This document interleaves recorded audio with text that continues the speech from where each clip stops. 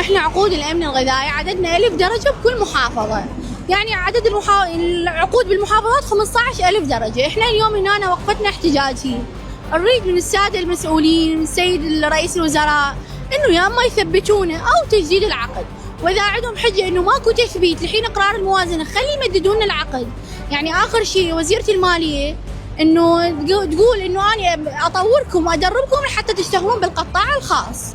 يعني على اي اساس؟ انا 3 سنوات مهندسه واشرف على مشاريع اكثر من ابو الملاك الداب، متحمل المسؤوليه اكثر من عنده، ثالثها مصيري اقعد بالبيت. انا لو ادري من البدايه اقعد بالبيت ما اقبل بهذا العقد. احنا عقود الامن الغذائي باشرنا بال 2023 لحد الان مصيرنا مجهول، وهواي ناشدنا هواي طالبنا، دوائرنا طالبت بتثبيتنا، ولحد الان اي اجابه من قبل الدوله ما اكو.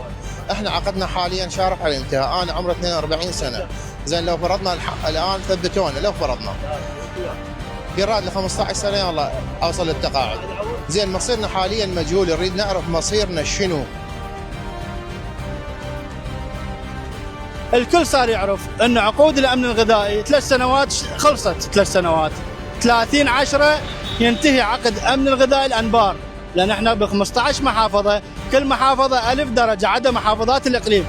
ال1000 درجه اللي بالمحافظات اختزلوا راحوا خلصوا. ليش؟ لان تركوا العقد، لان عقدهم مجهول. 30/10 ينتهي العقد. انا كنت استلم راتب رعايه، تالي لا العقد ولا راتب الرعايه. واغلب الاخوه بما فيهم المتحدث مدارس اهليه تركناها. ليش؟ لان العقد هذا يحتاج دوام يومي، دوام التزام. اذا انا اذا التزم بالاهليه هذا عقدي يخلص.